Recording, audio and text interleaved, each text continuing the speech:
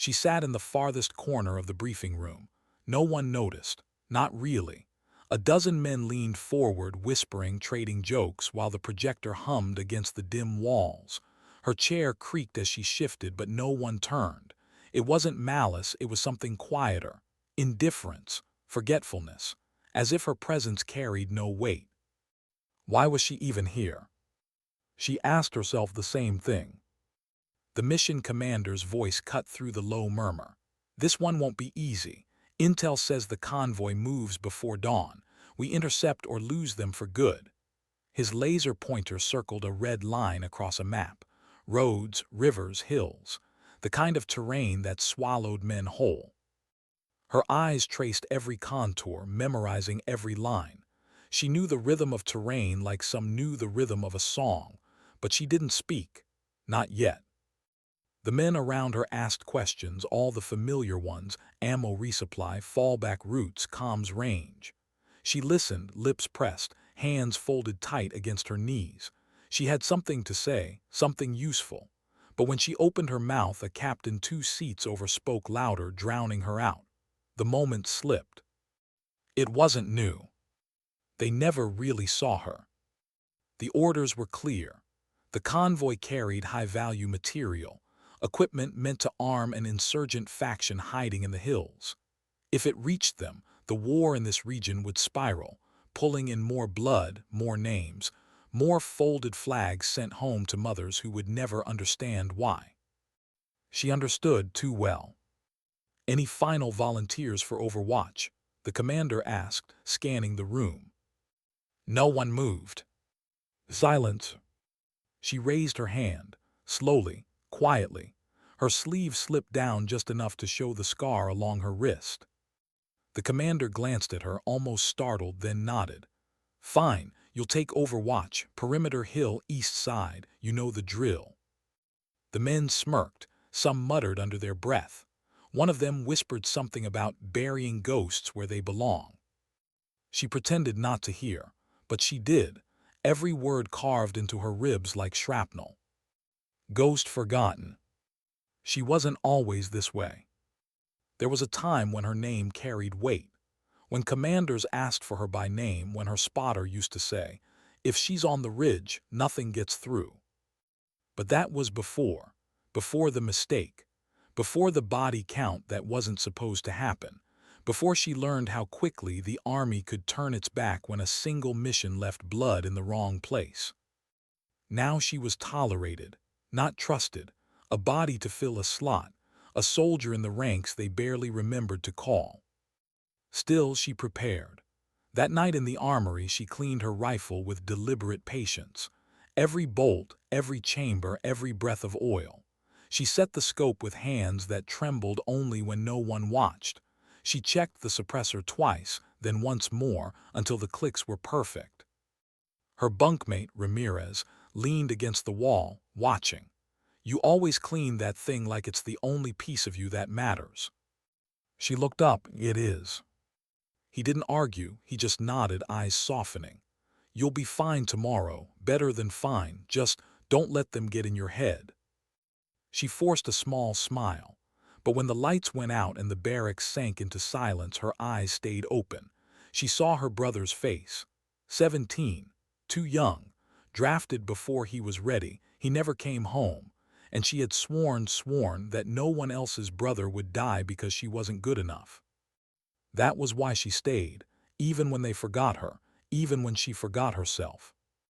Dawn broke pale and thin, mist rolling through the valley like smoke from a dying fire.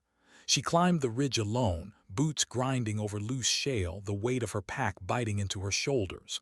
The others moved below, gearing up for the intercept. Voices over comms cracked and fizzed. Laughter, banter. None directed her way. She set her position on the eastern rise, belly down in the dirt, rifle resting steady against the stone. Through the scope, the world transformed into clarity. Every tree sharp, every shadow stretched, every sound amplified in her chest. The wind tugged at her hood, carrying the faint scent of rain. "Overwatch set," she whispered into comms. Static answered, then the commander's clipped voice. "Copy. Hold until we signal." So she breathed, she waited.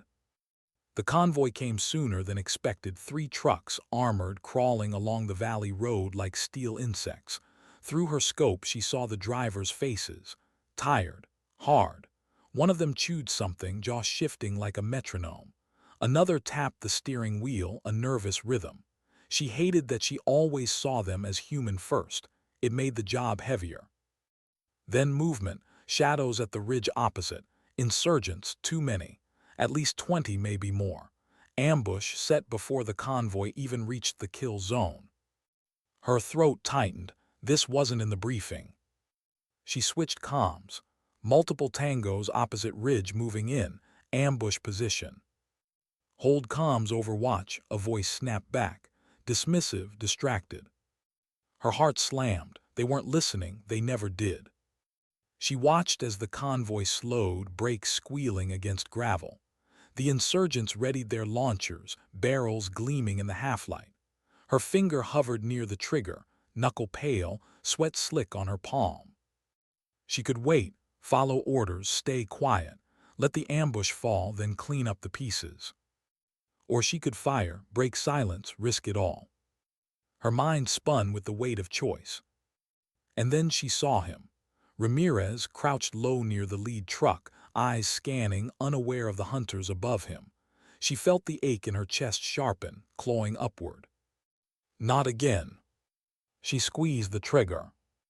The shot cracked like a split in the world. One insurgent dropped, then another, chaos erupting across the ridge. Shouts, panicked gestures, fire bursting from barrels. The convoy lurched, soldiers diving for cover. Her comms exploded. Who fired? Overwatch, what the hell are you doing? She ignored it, breathed, fired again. And again. Each round a decision she couldn't take back, each one stitching her into the fabric of the battle she wasn't supposed to start. Through smoke and thunder she caught Ramirez's gaze, just for a heartbeat, as he realized what had happened. His lips moved. She couldn't hear, but she knew. "Thank you." She steadied the rifle once more, eyes hard, breath slow. For the first time in years, she wasn't invisible. She wasn't forgotten. But deep down she knew, this choice, this fire would cost her. The question was when. The valley was on fire, not flames, yet but chaos. Gunfire shredded the silence, echoes bouncing off rock and steel. Dust lifted in choking waves. Her ears rang with the crack of rifles, the thud of mortars, the sharp hiss of bullets cutting the air too close. She kept firing, calm, deliberate, every shot placed like a stone in water rippling outward. Men dropped on the opposite ridge, their ambush unraveling under her scope, but for each one she hit, 2 more seemed to rise. Below, the convoy scattered. Soldiers ducked behind tires, doors, steel. Some fired back blindly. The trucks groaned under heavy fire, glass shattering, tires shredding into black scraps. Her comms seared with voices. Orders shouted, curses thrown, panic bleeding through the static. "Overwatch, you disobeyed direct orders." She ignored them, kept breathing, kept steady. Ramirez's voice broke through the noise, sharp, alive. "We'd all be dead if she hadn't fired. Cover us, move, move, move." Her heart thudded at the sound. At least one voice hadn't forgotten her. But there wasn't time to cling to it. A flash of light caught her scope. One of the insurgents had locked onto her position. RPG tube lifted, aimed at the ridge, her ridge. She shifted fast, rolled across the dirt as the rocket screamed, tearing stone where she'd been seconds before. The blast split her ears, dust swallowing her vision. Her rifle clattered against rock, but she clutched it tight, breath ragged. She'd been spotted now. Crawling to a new angle, she pressed cheek to stock and scanned.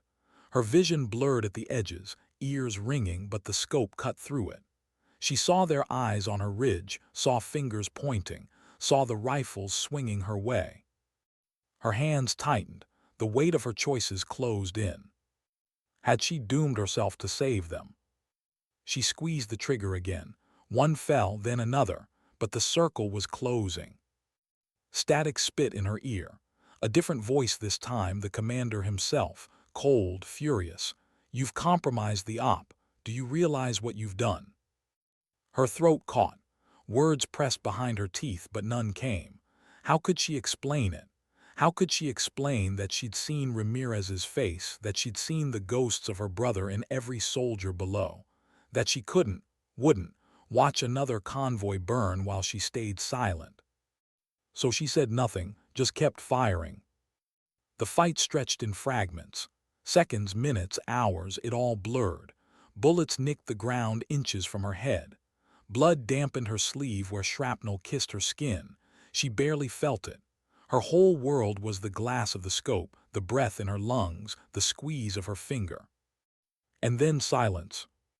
Not peace, just a lull. The kind that settles heavy, too heavy before the storm returns. Her chest heaved. Through her scope, the last of the insurgents broke and ran into the tree line, vanishing into the mist like shadows dissolving at dawn. The convoy below was battered but intact. Soldiers leaned against steel, panting, shouting across comms, voices trembling with adrenaline and relief. She rolled onto her back, staring at the washed-out sky. Her body shook, but not from fear, from the weight of what she'd chosen. Her earpiece cracked. Ramirez again, softer now. "She saved us, all of us, don't you see?" Silence followed. Then the commander's voice, colder than before, "Return to base, now." No praise, no acknowledgement, only command. She packed her rifle with mechanical precision, movements automatic. Dirt under her nails, blood on her sleeve, dust in her lungs. She climbed down the ridge slowly, every step an echo of what she already knew. Whatever waited at base would not be gratitude. The ride back was suffocating. No one spoke to her, no one even looked, except Ramirez. He sat across from her in the rattling carrier, helmet off, sweat streaking his face. His eyes locked on hers. No smile, no words, just a quiet, unshaken truth. He knew. But the others, they whispered. She caught fragments, disobeyed orders, went rogue, nearly compromised us all. Her hands curled into fists. Nails dug into her palms until the sting anchored her in silence. Back at base, the debriefing was sharp, clinical. The commander stood stiff at the table, arms folded. "You broke protocol, fired without clearance. Do you have any idea what could have happened?" She stood there, dirt still streaked across her face, rifle heavy on her back. Her lips parted, but the words refused to form. What could she say? That following orders would have killed them all, that her instincts had saved the convoy, that her silence, her obedience, would have made her a murderer by omission. So she said nothing. The commander slammed his palm on the table. "Answer me, soldier." Her voice came finally, low, steady. "I did what was necessary." The room froze. He stared at her, jaw tight, eyes narrowing like a blade. Then he exhaled, clipped and final. "Dismissed, pending review." She turned to leave. The others avoided her eyes. Ghost, they'd called her, and now traitor. Outside, Ramirez caught up to her.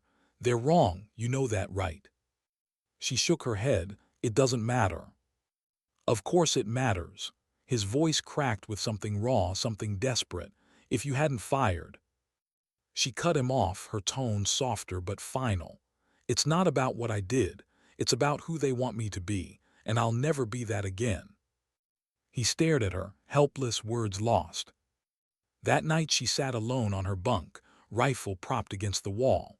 The barracks buzzed with distant laughter, music spilling faint through open doors. Life went on without her, as it always did. She pulled a photo from the inside pocket of her vest. Her brother, grinning, uniform too big for his shoulders. She traced the edges with a shaking thumb, whispering to the silence, "I won't let you be forgotten." Her chest ached. She closed her eyes, and for the first time in years a tear slipped free, burning against her skin. But only one. By morning, her face was stone again. Orders came down fast. Another mission, higher risk. They needed bodies. She was on the roster, of course she was. Ramirez tried to meet her eyes at roll call, but she looked straight ahead, jaw clenched. She made her choice on that ridge, and she would carry it, alone. What she didn't know, what none of them knew, was that the next mission would ask for more than her silence, more than her defiance. It would ask for everything, and it would turn her into the story they could never ignore. The rain started before dawn, soft at first, then harder, until the earth itself seemed to shiver beneath it. The mission brief was given under a rattling tin roof, droplets hammering overhead like a restless drum. She stood in the back, hood up, silent. The commander's voice carried over the storm. Insurgent base identified, remote, fortified. If they rearm, we lose ground across the whole sector. We go in, we take it out. Maps spread across the table. Red circles, arrows, timelines. The same language of war she'd heard 100 times, but beneath it a current of unease. This wasn't a strike they were ready for, not in weather like this, not with supplies stretched thin. She felt it in her bones. The others spoke quickly, questions about ammo, evac, air support. She noticed the pauses between the commander's answers. Too many gaps, too many risks brushed aside with words like probable and assumed. And yet no one said no. No one except her, almost. The words rose in her throat, heavy, urgent. But she stopped herself. She'd already been marked as the one who broke ranks, the one who fired when told not to. Another challenge, another question would only tighten the rope around her neck. So she kept quiet. Ramirez's eyes found her from across the room, searching, asking. She gave him nothing back. The briefing ended. The men filed out, muttering about mud and rain and bad odds. She lingered, eyes fixed on the map. Her stomach knotted. Something about this felt wrong, not just dangerous, fatal. But the order had been given. By dusk they were moving out. Trucks groaned against slick earth, tires spinning in mud. The rain hadn't stopped. It came in sheets, blurring headlights, turning the road into a river of sludge. She sat in the back, rifle across her lap. The others joked half-heartedly, trying to cut the tension. One told a story about his kid's first soccer game, another about a girl he left behind. Their voices wavered between forced cheer and quiet fear. She listened, silent. She used to share stories once, not anymore. Ramirez leaned close, voice low under the roar of the rain. "Something's off about this op. You feel it too, don't you?" She turned her head.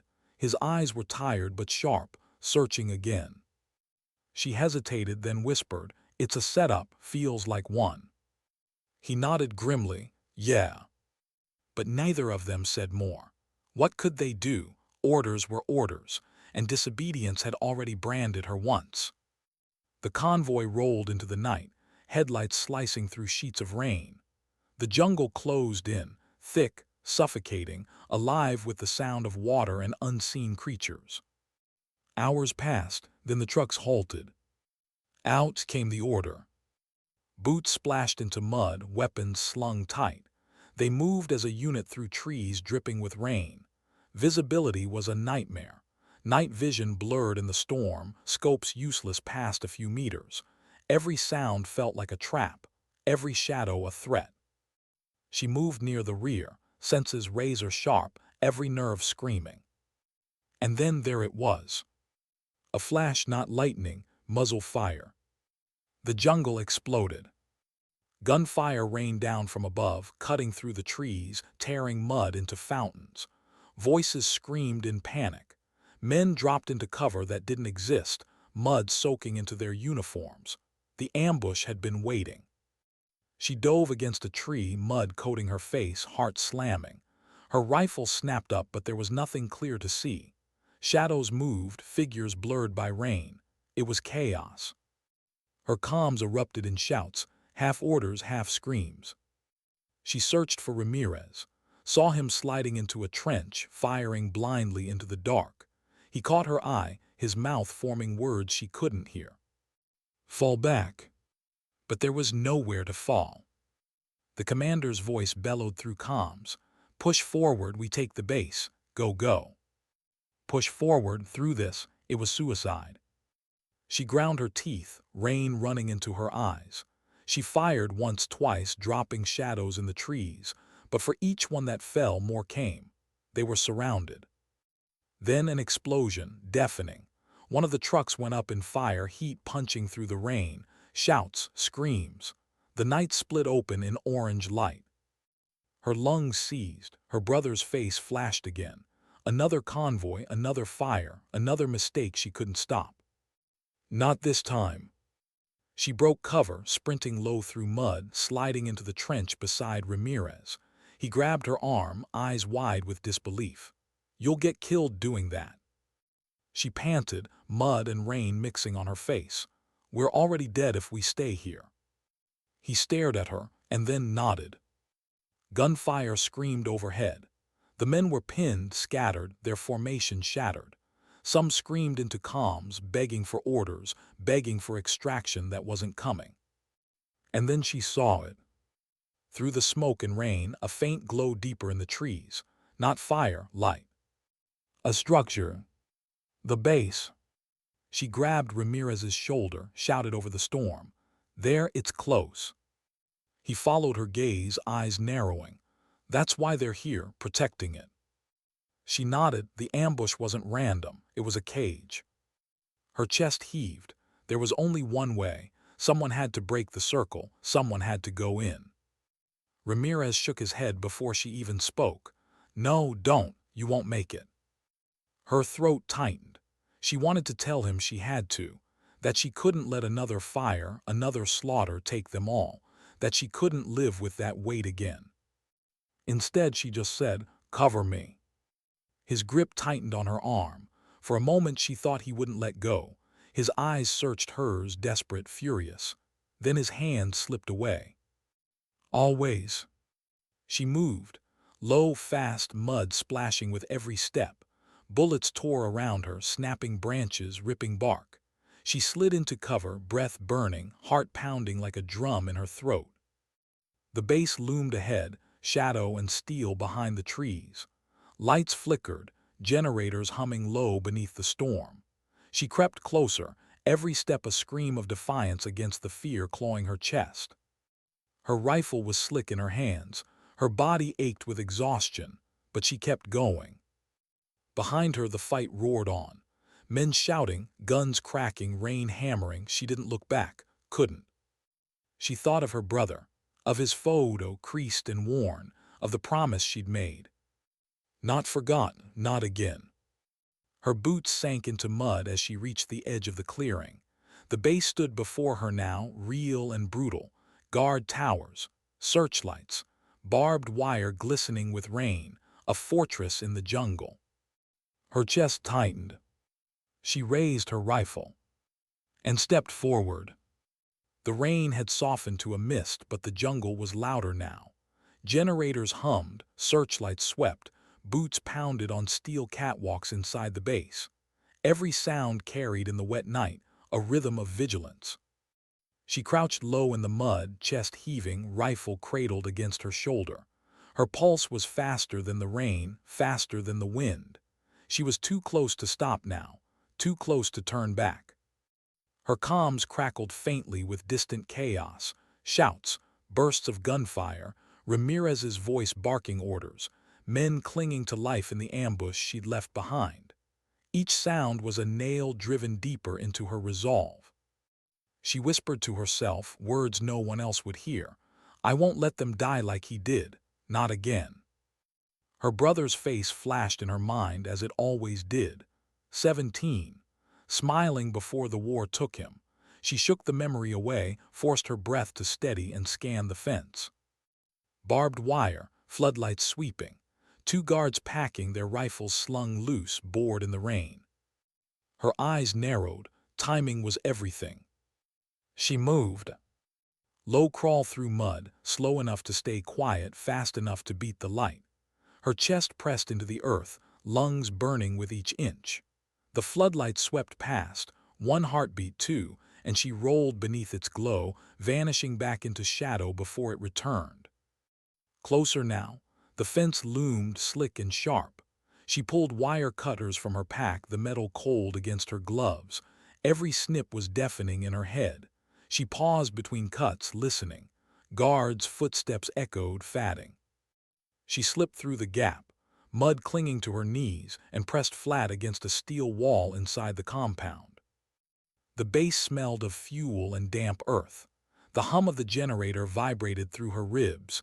Voices carried above her, foreign tongues, harsh and clipped. She didn't need to understand the words. The tone was enough. Confident, secure.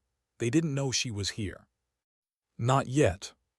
She moved along the wall, every step deliberate. Her boots sank silently in mud. Her rifle was steady against her shoulder. Then motion. A guard turned the corner, eyes widened, his rifle lifted. She fired first. A muffled crack, the body dropping heavy into mud. The sound seemed louder than thunder in the silence that followed. Her chest tightened. One mistake and the whole compound would know. She dragged the body into shadow, her breath ragged. Her hands shook, not from fear but from the weight. Every life she took was another ghost. She stopped counting years ago, but they never stopped counting her. She pressed on. The building ahead was larger, darker, its windows glowing faint. Inside, she knew, was the heart of it. Weapons, ammo, maybe worse. Whatever they'd been protecting with an ambush so fierce, it was here. She slipped inside. The air was heavy with oil and steel. Racks of rifles lined the walls, crates stacked floor to ceiling. A faint hum of electronics buzzed beneath it all. Her eyes caught on a crate left half open. She pulled the lid just enough to see inside. Not rifles, not grenades, missiles, advanced, capable of tearing helicopters from the sky, convoys from the earth, the kind of weapons that could drag this war into years of blood. Her stomach turned. This was why the mission mattered. This was why the convoy couldn't reach here. This was what would have killed them all. She swallowed hard, throat raw. She needed to take this out, all of it. Her hands worked quickly.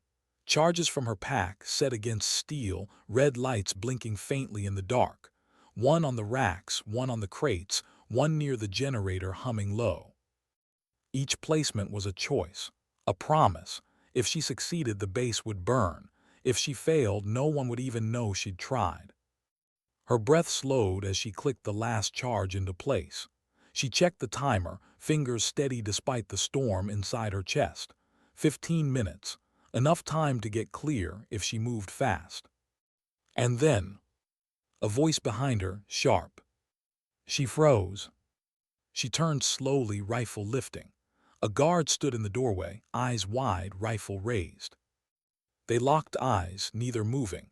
Rain hammered against the tin roof above, each drop a countdown. He shouted. The base erupted. Alarms blared, red lights flooding the corridors. Boots thundered against steel, voices yelling. She fired, the guard collapsing, but it was too late. The compound was alive. Her comms burst with static and voices. Ramirez's voice panicked. What the hell's happening in there? She didn't answer, couldn't. She ran. Through corridors that pulsed red, past crates that would soon be fire, past men shouting, rifles raised, eyes searching for the ghost who had slipped into their heart. Bullets chased her, sparking off steel, tearing into walls. She dove through a doorway, rolling into mud outside, lungs screaming. Searchlights swung wild, slicing through rain. Shadows ran across the compound, rifles ready. She sprinted low, boots splashing, heart slamming. The exit loomed ahead, the cut fence, the way out. And then she saw them. 2 guards, rifles aimed at the gap, waiting. Her body froze, her chest heaved. The charges ticked behind her, 15 minutes shrinking with every breath. She raised her rifle. 2 shots, quick, clean. The guards fell, the gap was open. She bolted through, rain slamming into her face, mud sucking at her boots. Behind her, the compound roared. Alarms, voices, steel. And deep inside, charges blinking red. Her comms hissed again. Ramirez's voice sharp with fear. Talk to me, where are you? Her throat was raw, she pressed the comm. Clear, bass-wired, 15 minutes. Silence, then his voice low, almost reverent. You're insane. She almost smiled, almost. She collapsed against a tree, lungs burning, rain mixing with sweat and blood. She looked back at the compound, red lights flashing faint in the storm. 15 minutes. 15 minutes to turn a fortress into ash. Her hand shook as she reached for her brother's photo, tucked inside her vest. She pressed it against her chest, eyes closing for just a heartbeat. I didn't forget you, she whispered. When she opened her eyes, the base was still standing. But not for long. Why did the silence feel heavier than the gunfire? Elena lay flat against the torn earth, cheek pressed to cold grit, her rifle balanced along her arm. Around her, the night had gone eerily still. No birds, no wind, just the faint hiss of distant static in her earpiece. It was the kind of silence that didn't comfort, it accused. Her breath fogged in the cool air. She adjusted the scope, eyes narrowing, heartbeat measured. Somewhere ahead, 2 kilometers out, the convoy was supposed to appear. She knew it. She could almost sense the vibration before it reached her ears. But nothing came. Her finger flexed against the trigger guard, not from nervousness but from doubt. Doubt she had been fighting for days. Was the intel wrong again? Were they chasing ghosts? Or was the enemy simply one step ahead, as always? She hated the questions, but she couldn't ignore them. The rest of her unit crouched in scattered positions along the ridge, faces half hidden under helmets, rifles glinting under pale moonlight. They didn't look at her, not once, and she felt that ache again, being present but unseen. The extra body in the file, the name on the roster no one remembered until they needed someone expendable. Her jaw clenched. Convoy ETA, she whispered into the mic. The reply came delayed. Still no visual, sit tight. Static crackled, voices layered and cut, then silence returned. She exhaled, something wasn't right.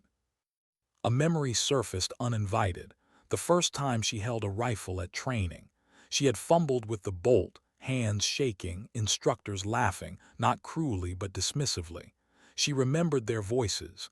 She won't last a month. And then how she had outshot every single one of them 2 weeks later. But no one remembered that either. Elena blinked back the thought. Focus, stay here, stay now. Then she felt it. Not sound, not sight, a tremor. A vibration through the earth, faint but steady, traveling up through her bones. She adjusted the scope, searching the road, and there it was, headlights. Dim, moving in staggered formation. Not one convoy, 2. Her lips parted, a double trap. She keyed her mic fast. Command, I have movement. Multiple transports staggered, no mirrored, they're baiting. But before the words fully left, the night erupted. Mortar fire ripped through the ridge. Explosions cascaded in brutal rhythm. The earth lifted and slammed her back down. Dirt filled her mouth, her nose. Her ears rang like bells cracking in a cathedral. Screams, orders shouted and lost in thunder. She crawled, dragging the rifle, dragging herself. Not away, but higher toward a firmer vantage. She had seconds to think, maybe less. The convoy ahead wasn't their true target. She realized too late they had been spotted long before. Someone had betrayed them.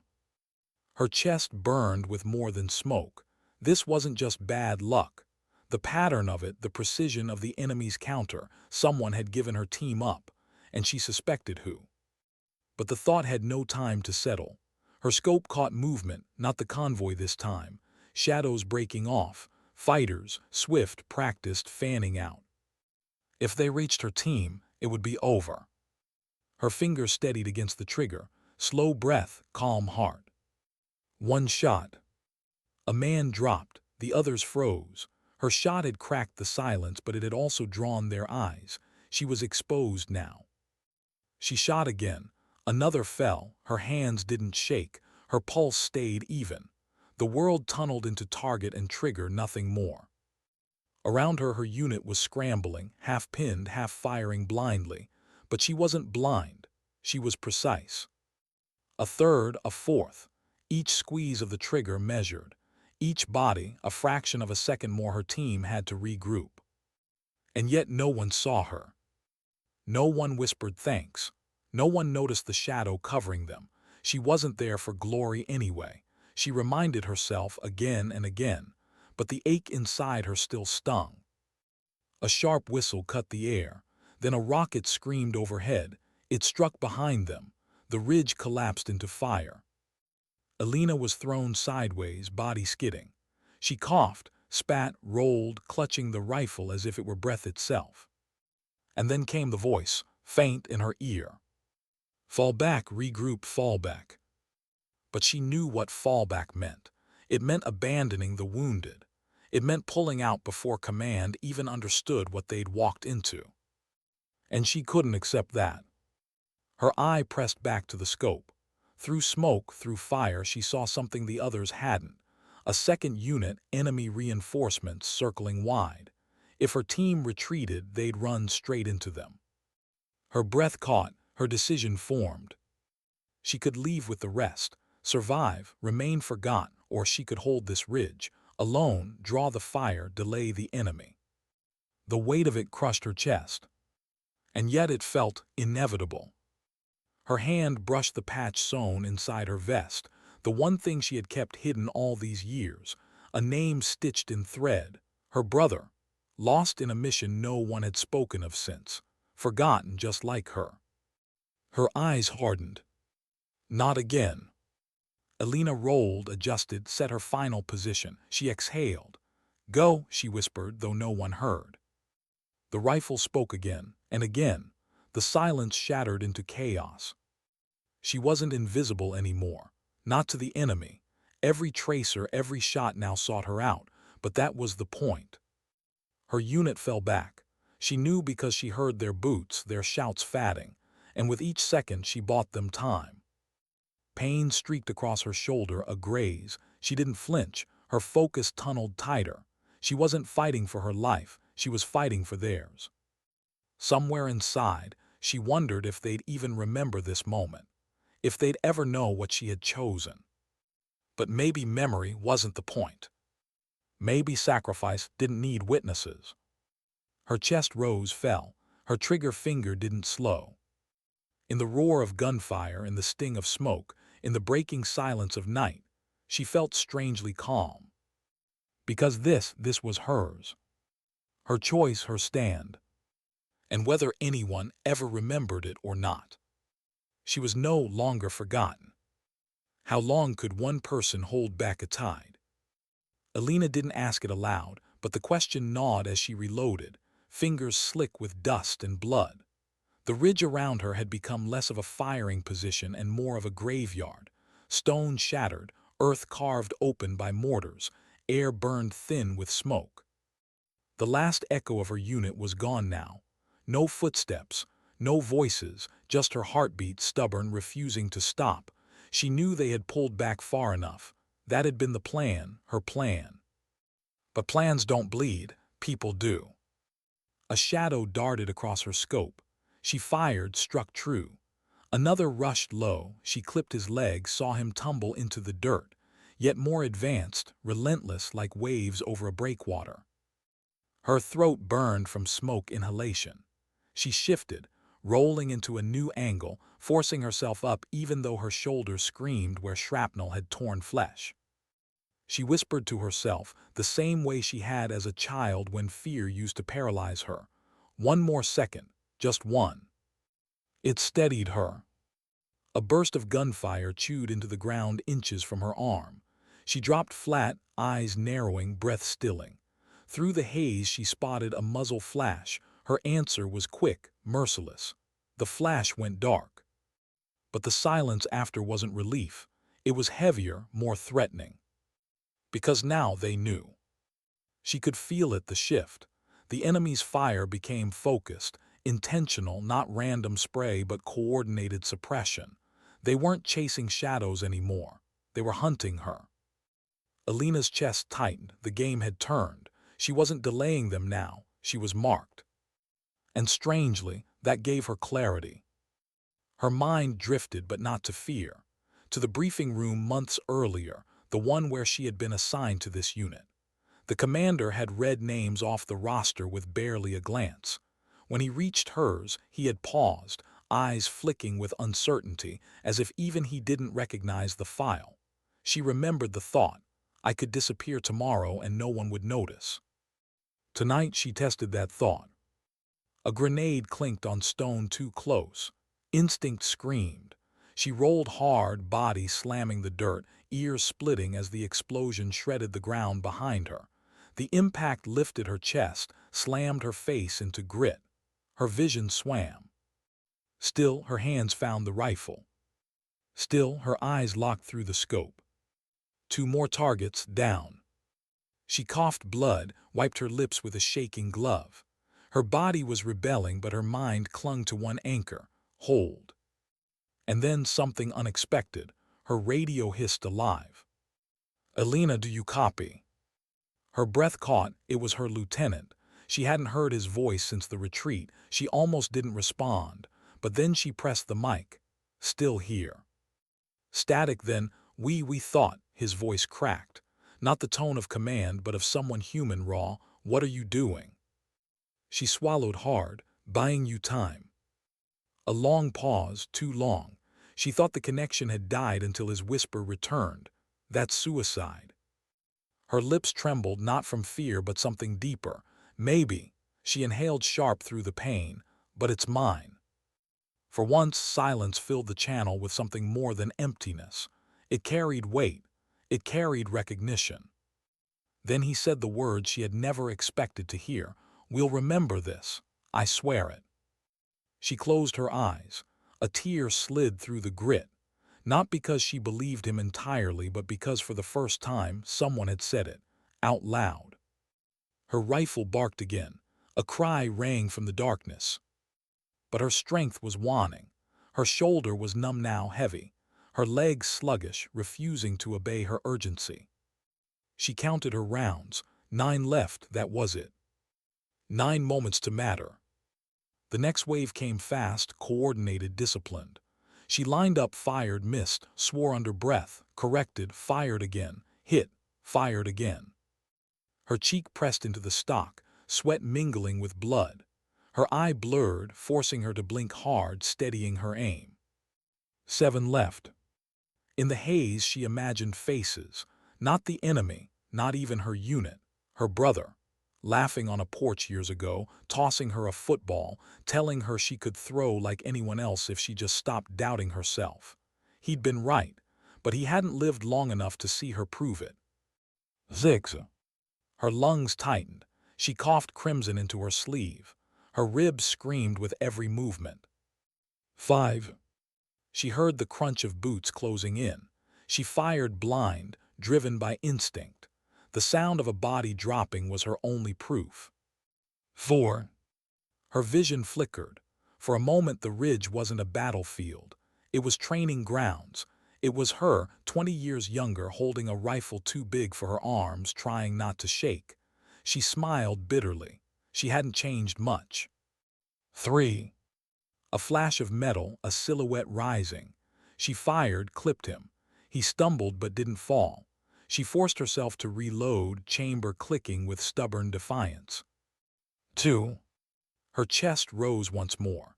She inhaled the acrid night, smoke and blood mingling into something unforgettable, something final. She aimed for the leader she spotted at last, the one calling orders. She squeezed the trigger, slow, steady. The man dropped. The enemy froze. 1. Her last round sat chambered. She exhaled, finger trembling. She wasn't aiming at them now. She was aiming at herself, her choice, her moment. She whispered soft, almost a prayer, not forgotten. The world exploded around her. A rush of fire, a wave of dirt, and then nothing. But not empty, not wasted. Because in the distance, past smoke and ruin, her unit broke through to safety. They would live. They would carry the story. And whether anyone in the higher ranks ever cared or not, those who had heard her voice tonight would never again let her fade into silence. Why did the silence after sound louder than the battle itself? The survivors moved through the tree line in a staggered line, boots heavy, eyes hollow. The forest should have been alive with insects, with night air, but all they heard was the echo of what they had left behind. Elena's ridge. No one spoke at first, maybe because words would have made it real, maybe because each of them carried the same guilt, that their survival had been bought by one person's decision and they hadn't stopped her. Lieutenant Rains finally broke it. His voice was hoarse, as if each syllable scraped his throat. She held them. The others didn't answer. They couldn't. They'd all heard the shots, the last stand, the silence after. Private Silva, the youngest, barely 20, shook his head hard. "We should have gone back. His voice cracked. He bit it down. Sergeant Morrow put a hand on his shoulder, rough but not unkind. "We'd all be dead, kid," she knew that. Silva's eyes glistened in the moonlight. "Then why her? Why did she?" Rain stopped walking. The whole column stilled. He turned, face shadowed beneath his helmet, eyes burning with something raw. "Because she chose it." Silva swallowed, looking away. But in the silence that followed, they all felt it. A truth heavier than any order. She had made the decision they hadn't been brave enough to. They pressed on, deeper into the valley toward the extraction point. The radio hissed occasionally, static brushing like ghosts. No word from command yet. No word of what they'd lost, what they'd gained. But each man carried Elena with him, even if no one dared say her name. Hours blurred. Dawn broke pale, soft light bleeding through smoke still rising in the distance. When the helicopter finally appeared, its rotors beating the air, no one cheered. They boarded in silence, weapons resting across knees, eyes fixed anywhere but each other's. Inside, the medic checked wounds, wrapped bandages. But no one asked about the wound none of them could see, the one inside. Rain sat near the door, headset pressed to his ear, speaking low into the comms. He reported numbers, coordinates, status, and then hesitated when the voice on the other end asked, "Any KIA?" He glanced at his men, at their hollow faces, at the empty space where she should have been. His throat tightened. "One," he said. The word fell like lead. The voice acknowledged, cold, clinical, already moving to the next detail. But the way Rain said it, the weight he put into that single syllable, made the others lift their heads. One, but more than one. When they reached the forward base, sunlight was sharp, merciless. They disembarked, shoulders slumped, steps dragging. Officers waited with clipboards, ticking boxes, nodding survivors. None asked questions about the ridge. None mentioned her. And that stung worse than the firefight. Elena's absence was swallowed by paperwork in less than an hour. A single line on a report, status, deceased, circumstances, combat casualty. No mention of choice, no mention of sacrifice. The men gathered in the mess hall later, trays untouched, coffee cooling. Morrow stared at the wall, jaw clenched. Silva picked at his bandage, restless, shaking. A few muttered in low tones, but it was Rains who finally stood, his voice rough, low, but carrying. "They'll forget her." The words dropped like a knife. The room stilled. Rains' eyes burned. "Command, the brass, the ones writing the reports, they'll file it away and move on. Another casualty, another number, but not us." He looked at each of them one by one. "Not us."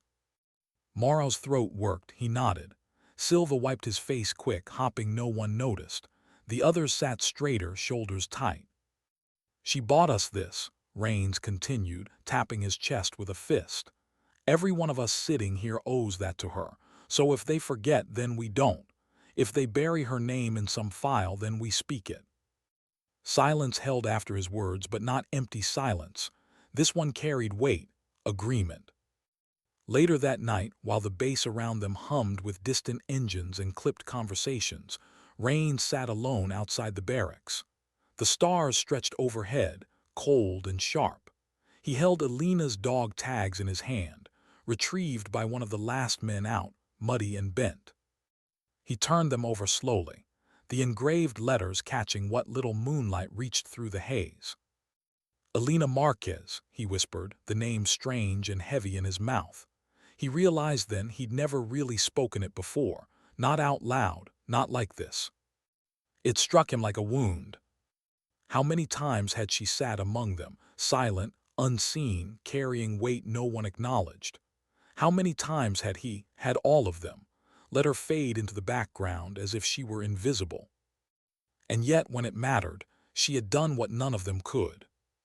A sudden rush of shame washed him, followed by something else, resolve. He closed his fist around the tags, lifted his face to the stars. "They won't forget you," he said softly, "not while I breathe." Behind him, Boots approached, Morrow's voice quiet, couldn't sleep either. Rains shook his head, didn't turn. Morrow lowered himself beside him, groaning as his knees bent. For a long moment they sat in silence. Then Morrow spoke, voice low, gruff. "I had a sister once, younger than me, always tried to keep up, always got ignored. She died in a car wreck before I shipped out." His jaw tightened. "I never told her I was proud." Rains looked at him. Morrow's eyes glistened in the moonlight, but he didn't look away. "That girl tonight," Morrow exhaled slow, "feels like I failed her all over again." Rains didn't know what to say. He just set the dog tags down between them, letting them both sit in the weight of it. Moments later, Silva joined, arms wrapped around himself, face pale. "I can still hear her shots," he whispered, like she's still covering us." The three of them sat in silence, the youngest trembling, the oldest haunted, the leader carrying the burden of command. None found sleep that night. But something had shifted. She had been forgotten in life, ignored in the ranks, but in death her choice had branded itself into their souls.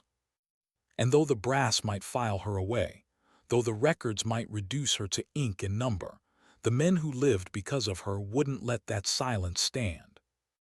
Not anymore. What happens to a sacrifice when no one is left to tell it? Weeks passed, missions blurred, orders came, missions executed, numbers reported.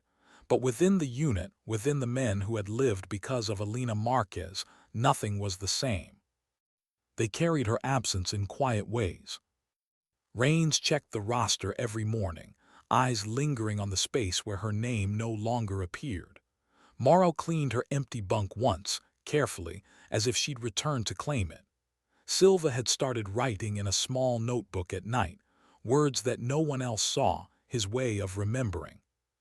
Yet outside their circle, the silence grew. Reports omitted her final stand, filed under enemy engagement moderate. Her name was never spoken in briefings. In the eyes of command, she was already gone before the first bullet struck. And that thought haunted them more than the firefight ever could. It came to a head one evening when the unit sat in the dim mess hall, plates barely touched. The room buzzed with other soldiers, laughter, casual talk, the grind of daily life. But at their table, silence stretched like wire. Finally, Silva slammed his fork down, voice cracking. "They don't even know what she did. They don't even care." Heads turned from nearby tables. Morrow leaned forward, jaw tight. "Lower your voice, kid." "No," Silva's eyes shone.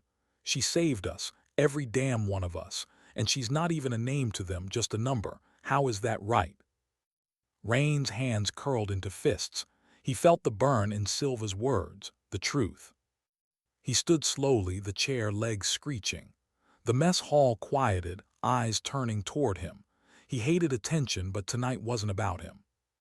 "It isn't right," he said, voice steady, carrying. "And it won't be, unless we make it right." The words landed, not with cheers, not with applause, just silence thick and heavy, but silence that listened. From that night something shifted. They began small, telling her story around their table in low voices, remembering details they had ignored before.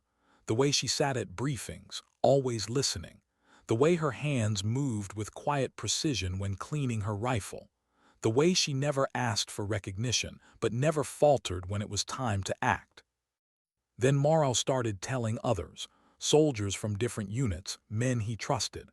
At first they shrugged, uninterested.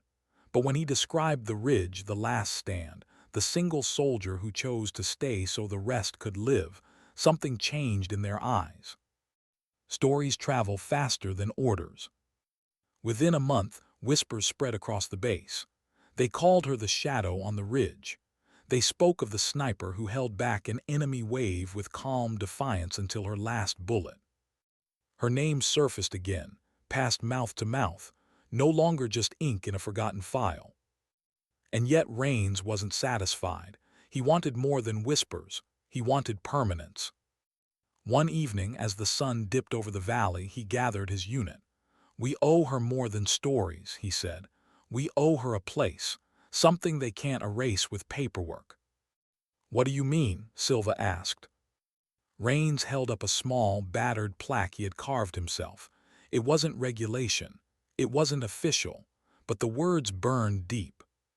Elena Marquez. She stood when others could not. They took it to the ridge. The ground was still scarred, blackened by fire. The air carried the faint echo of the night none of them would forget. They dug into the earth with bare hands, set the plaque in place, and stood in silence. No salutes, no speeches, just the sound of the wind moving over the valley, carrying their unspoken vow. When they left, none looked back, because they knew she was there now more than in memory, more than in whispers. She had a place. Days turned into months, missions continued, but Elena's name lived.